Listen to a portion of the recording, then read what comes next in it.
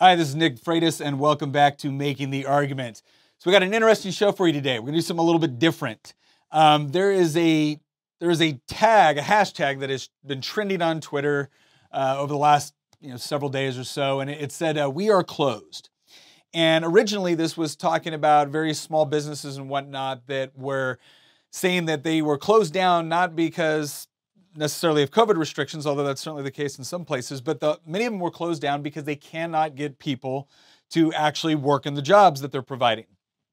And a lot of this has been chalked up to the fact that there has been such a massive amount of money spent on so-called stimulus checks and unemployment benefits that it is actually disincentivizing people to go back to work, because they can either make more or they can make a similar amount by just collecting unemployment, especially with some of the additional payments and stimulus checks that have come in from the government.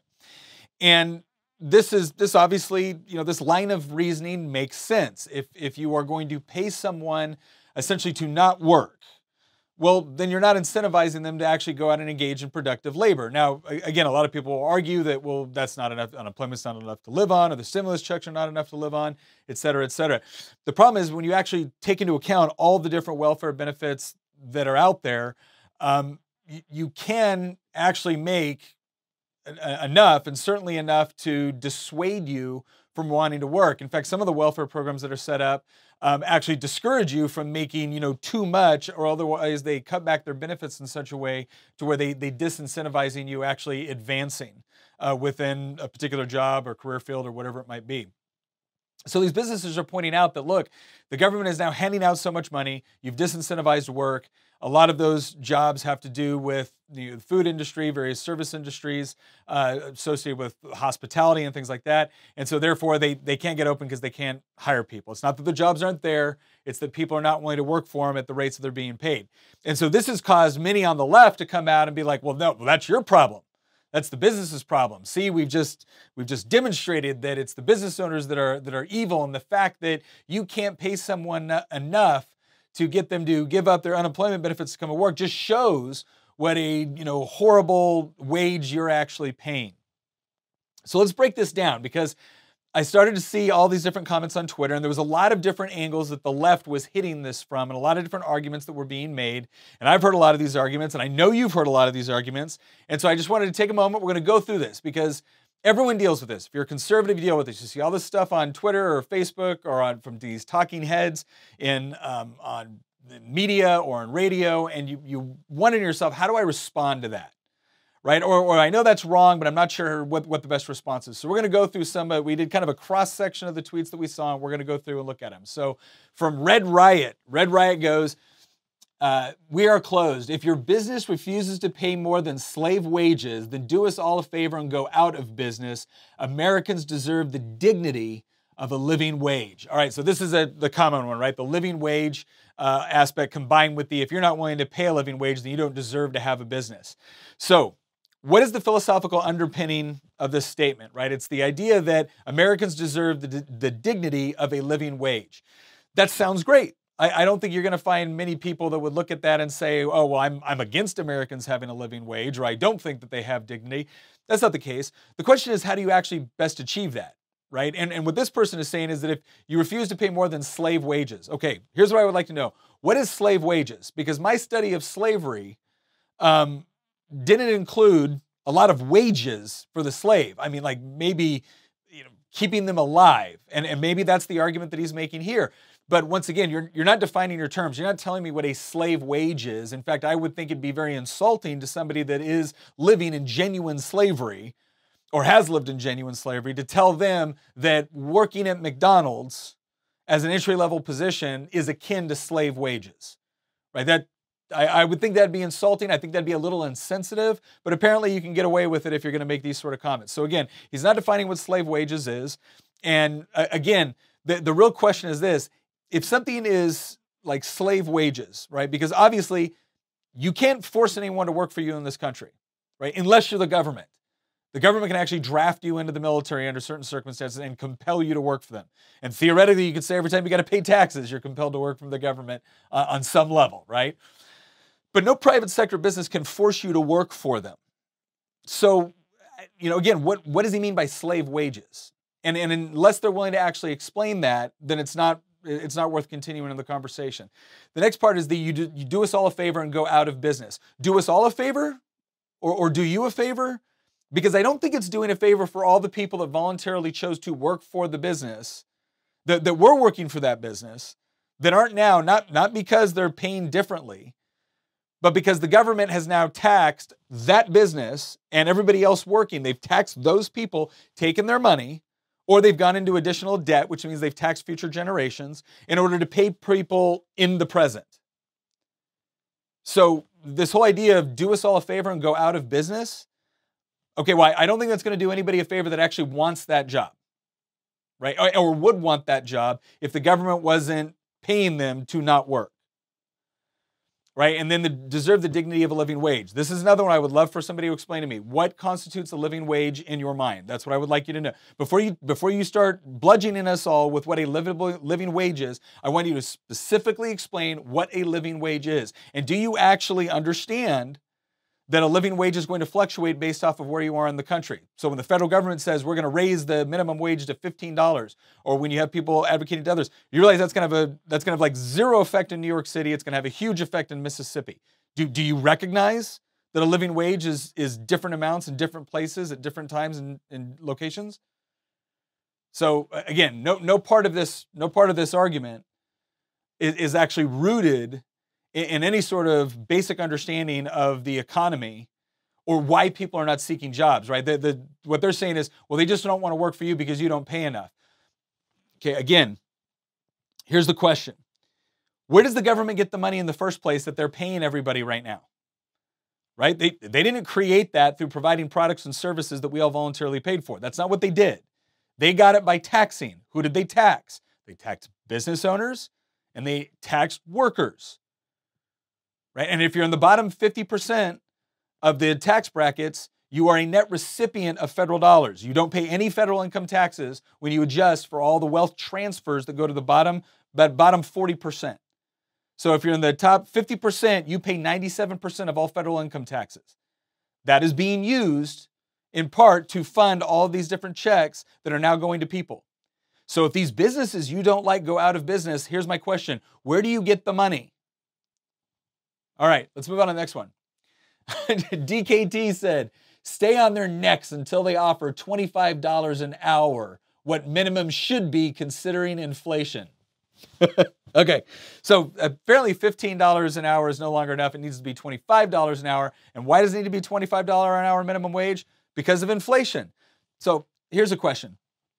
If you're concerned about rising costs, because I think that's what she's actually talking about is rising costs. Maybe she's talking about monetary inflation too. There's actually differences in those two things. But do you think artificially increasing the price of labor for entry-level positions is going to cause prices to go up or down?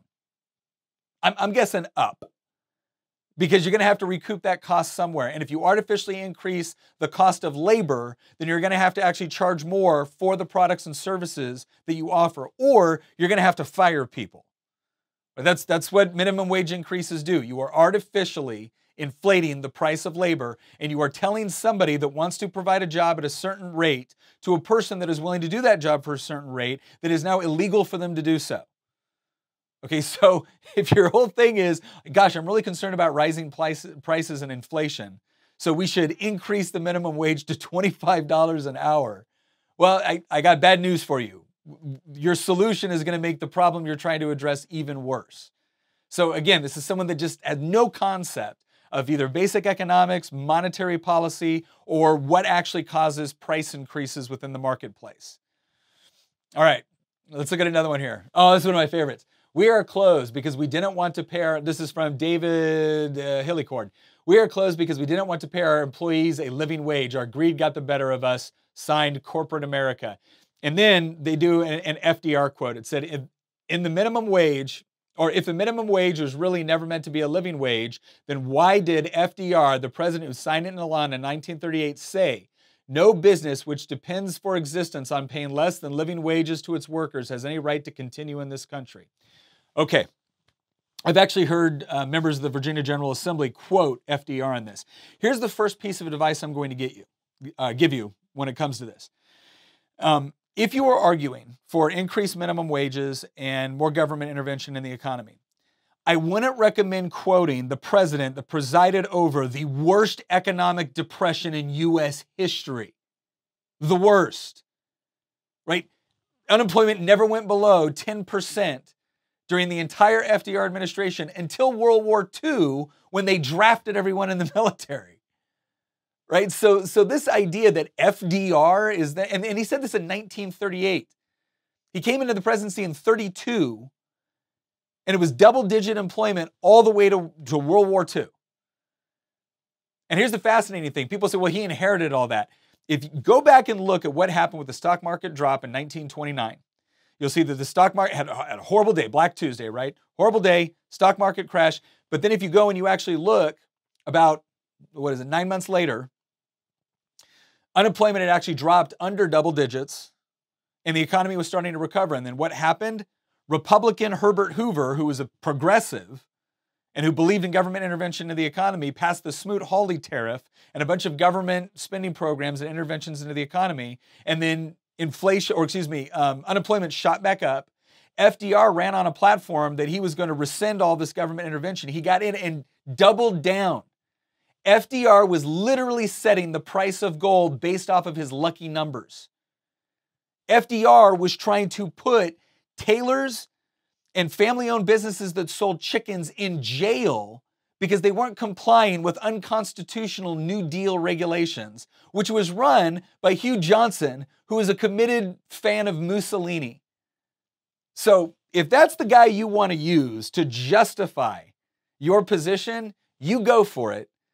But I'm telling you, his economic record is not going to help you out. And if you look at that statement, no business which depends for its existence on paying less than living wages to its workers has any right to continue in this country. Says who? Says FDR?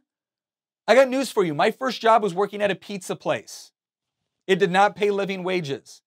I didn't need it to pay living wages. You know what I needed it to give me? An entry-level job to make a little bit of money while I was going to school and in order to gain work experience. And I was grateful to have it.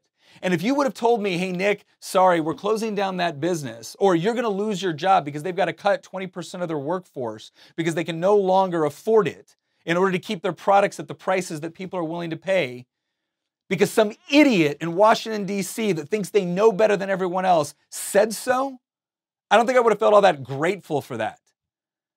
Here's an idea. Instead of politicians arrogantly assuming that they're the ones that should be able to determine which countries have a right to continue to exist, why don't we leave that up to people looking for jobs to decide for themselves what sort of job they want? Again, nobody is forcing you to work at a particular rate in this country. We're just not. They're not doing it. So before you get on your high horse as a politician, what an arrogant thing to say.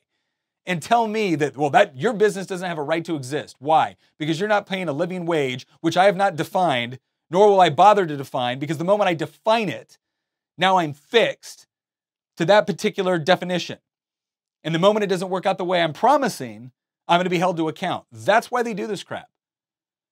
So, first of all, quoting FDR as some sort of legitimate resource with respect to economic policy is absurd given his track record. Absolutely absurd. And if you want more information on that, 2 books I'm going to recommend right now. FDR's Folly by Jim Powell, incredibly well-researched book, and The Forgotten Man by Amity Shlaes. And Amity Shlaes go through and Powell does more of, it's more of what I would consider kind of an academic approach. So a lot of numbers, a lot of figures. Amity does that as well. It's very well researched, but bottom line is that she does more of a storytelling narrative. And so in some respects, I think it's a little bit easier to read. But both of those books do an excellent job of actually digging into the numbers within the 1930s and the New Deal and actually addressing, did FDR really save us from the Depression, or did he help deepen the Great Depression? And I'm sorry, the economic analysis is out, and he deepened it and made it worse. And the more you read about some of the things that he did, and I'm not just talking about bad economic policy, I'm talking about draconian stuff. Again, he was going to throw the owners, the family-owned business Go read the Schechter chicken case.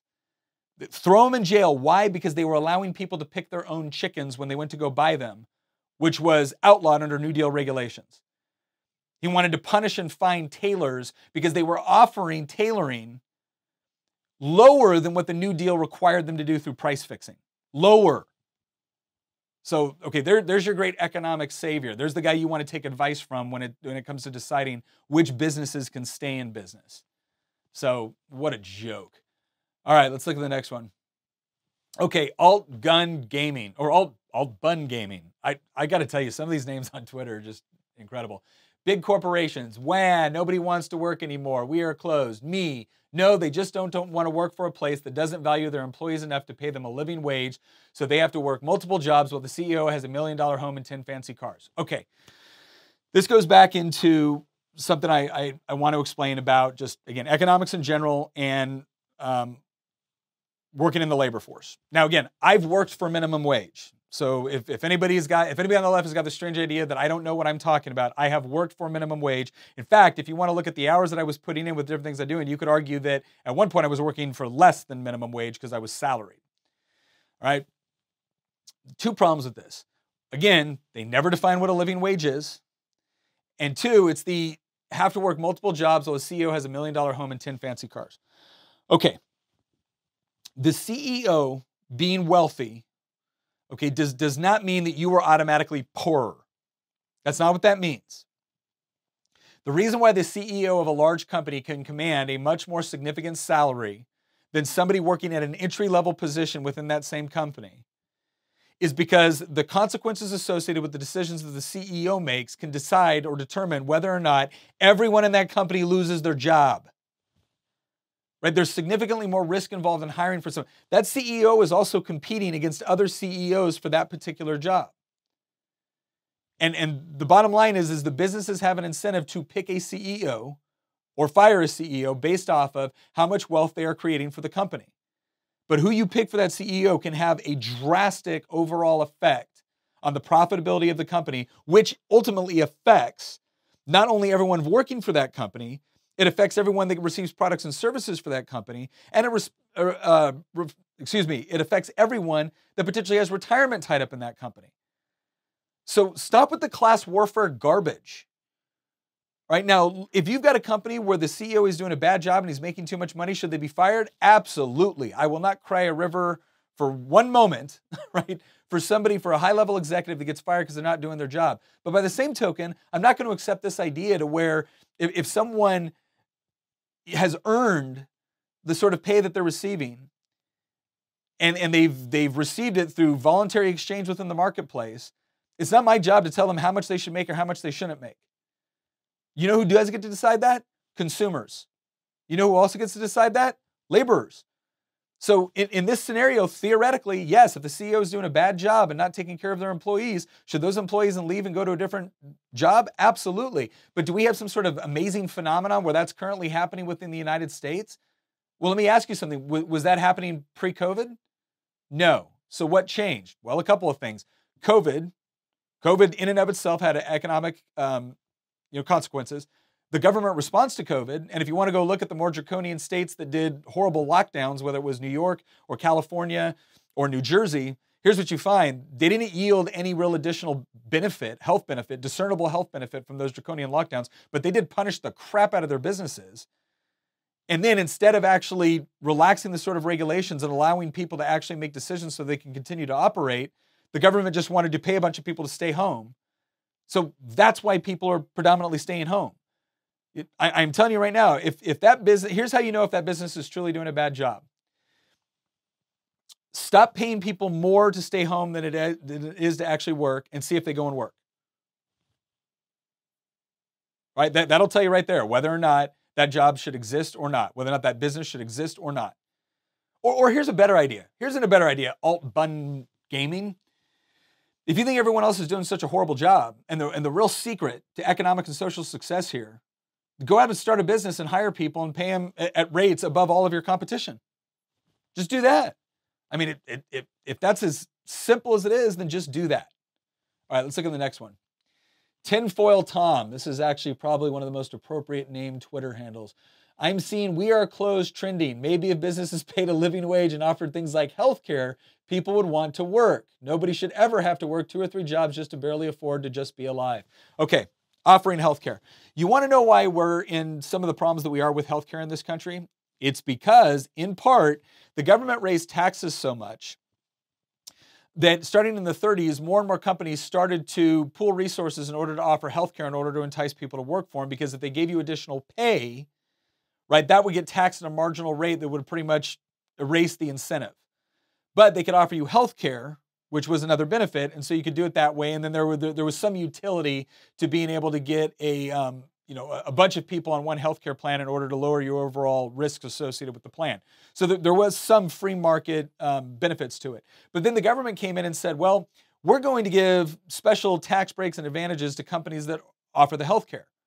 Well, now you're in a situation where you can be trapped in a job, not because you want to stay there, but because you're worried about leaving with respect to what your healthcare benefits look like. And because the government doesn't allow private associations or individuals to simply group together in order to get better rates, they give that special advantage to businesses because that's where they want to tie it to. You don't have as many options as you would otherwise have in the marketplace. And every time we try to allow for more options, it gets shut down by government regulators. And quite frankly, by certain insurance companies that want to keep their competition from coming in. So, again, and here's my question on this thing. If they offered things like healthcare, okay, tinfoil Tom, go out, start a business and offer healthcare. And then you deal with all the government regulations that are imposed with respect to insurance companies. Go ahead and do it if it's just that easy. But no, the answer is it's not that easy. And the answer is the government does have a lot to do with actually making it more difficult. And by not taking any of that into account, by just flippantly decreeing that the only reason why this is happening is because businesses aren't doing enough. Give me a break. You should never have to work 2 to 3 jobs just to barely afford to just be alive. First of all, syntax is crap. But here's the other thing. Again, if that's what you truly believe, well then instead of spending all your time on Twitter talking about it, go out and create an economic reality without using the force and coercive power of government. Go out and create an economic reality, start your own business, hire people, and provide the things that you think they deserve. Because I want everybody to have those opportunities. The difference is that I'm not so obtuse as to imagine that me pontificating on Twitter is enough to actually help create the sort of economic environment that can provide the sort of jobs that you claim you want people to have. All right, next one. All right, this one's from Buttery Brown. The whole "we are closed and nobody wants to work anymore" tweets are making me smile. It's probably the closest we have come to a labor movement since the early years of the 20th century. You mean like during the Great Depression? And corporations made sure to get rid of unions so there was no room for negotiation. Oh my gosh, who wants to tell her? Who wants to tell her? Unions are not illegal, right? They have not been kicked out.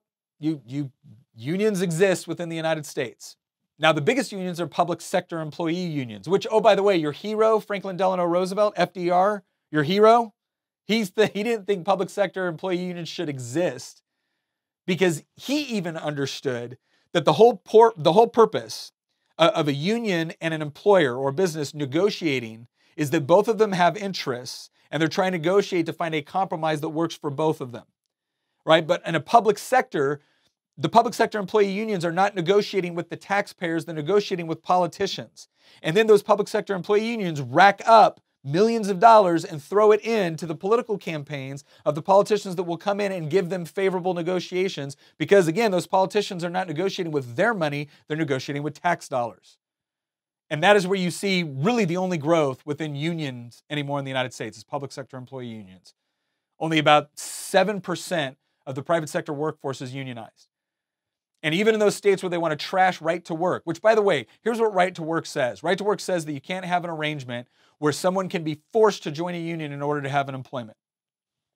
There you go. You can't have closed shops, right? And they'll come back and say, well, in right to work states, wages are lower or, workplace things, fatalities are higher. First of all, they're not even comparing apples to apples, right? It's if you want to look at certain right to work states and you look at some of the industries that take place within those states. I mean, yeah, if someone's a coal miner in a right to work state, that is a more dangerous job just by the nature of it. The idea that they're no longer in a position where they can negotiate is ridiculous. They can still negotiate. What happens is in a private sector, you have a lot of places that they don't want to pay union dues. And you know how I know this is true? Is because when the Supreme Court passed a decision that said that you could not automatically force someone to pay union dues, a lot of these unions lost significant amounts. We're like talking over half of the dues that were being automatically expropriated from them, especially in states where they would lose their job if they didn't pay union dues. Right? So spare me. Spare me. If you actually want a situation, I always say I don't got a problem with unions. Right? What I have a problem with is the government tipping the scale in favor of employers or employees. That is not a negotiation the government needs to be involved in. I can negotiate my wages, and that's what I would like to do. If I would like to team up with other people to do it as well, great. I will team up with anybody who wants to voluntarily team up with me. But I would not dream of forcing someone to join my union. And if the only way that you can make your union successful is by forcing people to join it, otherwise they lose their job, and then taking money out of their paycheck so that you can go and support practices and you can support politicians that union member might not agree with, well, then something tells me you don't have a very good deal to offer. Because you're not requiring on voluntary cooperation in order to entice people to join your organization. You're requiring on government coercion and force. That doesn't make you the good guy. All right. Let me see. I think we got, okay, two more will be done. All right. I am King Star. We are closed. Yeah, I'm not surprised. Like, what the entire hell? This is the 21st century, and things are going up, including gas prices. $2.95 for gas, almost $3. Increased minimum wage to 15 an hour. It's not hard to do. Well, okay, we're back down to 15 an hour. It was 25 an hour like 4 tweets ago. So we've got someone else 15 an hour. Why? Because gas prices are high. I go back to this. Clearly, we're not teaching anything resembling basic economics in middle school or high school, like just basic economic principles of supply and demand, right? Like value is determined based off of scarcity relative to demand, right? Businesses don't just arbitrarily set prices. They have to set prices based off of the cost of their supply relative to the demand of their customer base. That's what ends up setting prices, because the moment they rise them too high, customers go away or they find alternatives. If they do it too low, then all of a sudden people buy more of it, they surplus, and then now they have to raise prices in order to make sure that they can buy future stock. So this, again, it's not just as easy as, hey, let's just, I mean, if $15 an hour is not that hard to do, well then why not 25? Why not 100? Why don't we just set prices for everything? Why can't we just have the government? Why don't we just have I Am King Star go throughout the economy and point at things and decide what they should cost? Like it seriously, like there's no respect for the role that prices play within an economy. And if you want to read something really interesting on this, Ludwig von Mises pretty much decimated what they called the socialist calculation problem. Because in socialist centrally planned economies, theoretically, if you move toward it, you don't really have a price structure. Because production is not based off of demand within a free marketplace. Production is based off of what political central planners determine it's going to be. And so they didn't really have a mechanism for deciding what prices would look like. And so Mises talks about the socialist calculation problem, because in a free market, what prices are is, again, it's a reflection of supply and demand concerns. That's what it is. That's why it plays that coordinating function. So if you go to the gas station tomorrow and it's $3 a gallon, and then you go the next day, it's $5 a gallon, you don't necessarily need to know that the reason why it's $5 a gallon is because the Colonial Pipeline was hacked. You just know that, oh gosh, if it's $5 a gallon, well then I'm going to drive less, or I'm going to buy less gas, or I'm going to store up on some gas. I'm going to fill up both of my cars, because if it goes up some more, I still need to get to work for the rest of the week and I've got a long commute, right? So because that price went up, you didn't need to know all the factors that went into it. You just needed to know what it meant for you with respect to your intentions and your anticipations with respect to your behavior and preferences, right? So that's the coordinating function prices play. When the government comes in and artificially increases or decreases a price, it sends perverse signals to the marketplace. It screws things up. It's like a virus in the system. So is it not hard to do? Well, no, it would not be hard for legislators to do that. It would just have drastic consequences, and it would probably end up resulting in a lot of people losing their jobs or being barred from entry into the marketplace if we did it. All right, and then we are closed because this is, who cares? Because the U.S. is built on legalized oppression of labor. Oh my gosh. Legalized oppression of labor. I mean, this guy's a Marxist. You can tell by some of the other stuff on his Twitter page. I love this idea that because not everyone has achieved a particular economic ideal, or even what some people have is a notion of a collective ideal, that therefore that is a result of legalized oppression of labor. Here's all I want to know. Point me to the law. Point me to the law in the book, because that's what legalized oppression means. Point me to the law in the book that allows for the legalized oppression of labor. Because last time I checked, as I look at the laws, and believe me, I've seen a lot of laws with respect to labor relations. I don't see anything, not a single code on the books that could be considered legalized oppression of labor.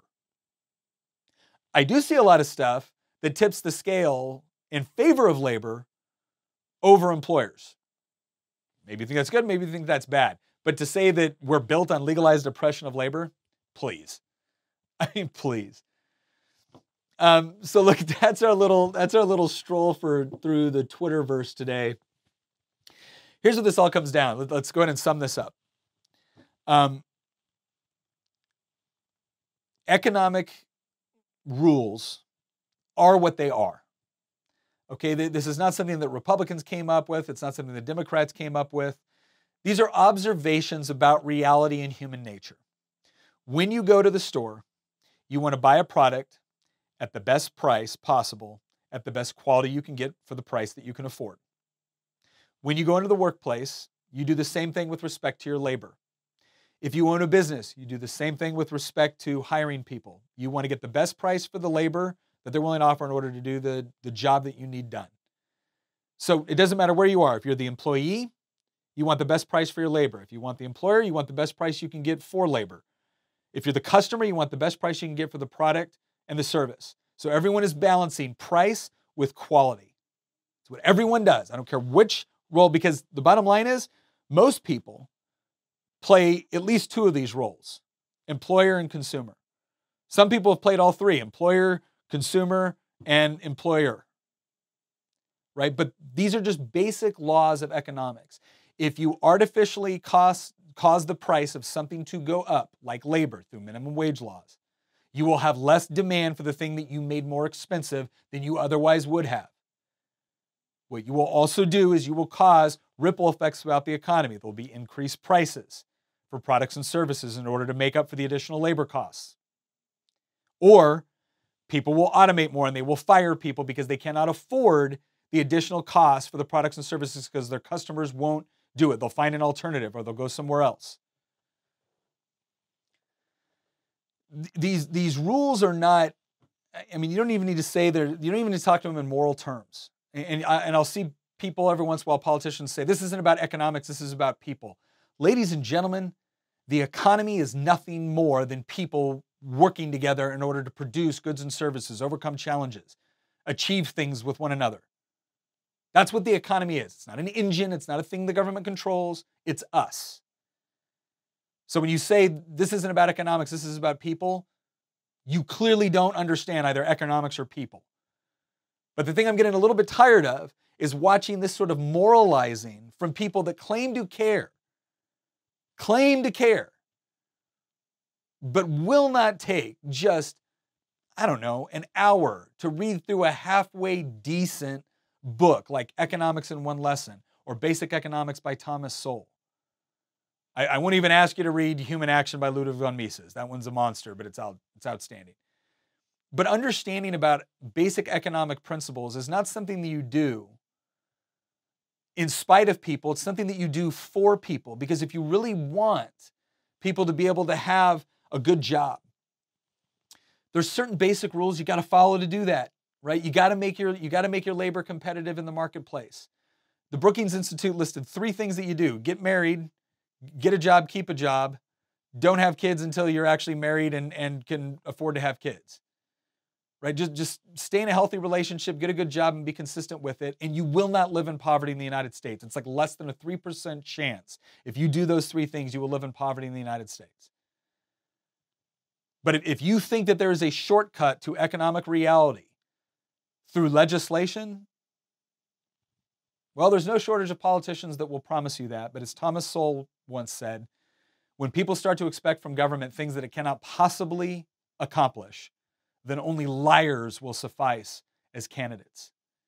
And what I'll tell you is that if we are being governed by a group of liars who, either out of dishonesty or sheer ignorance, dressed up as compassion, refuse to understand the economic realities that do govern the way that we exchange and interact with one another, if that's what we end up with, I'm telling you right now, it's not just going to be the rich people you despise that will be hurt from that.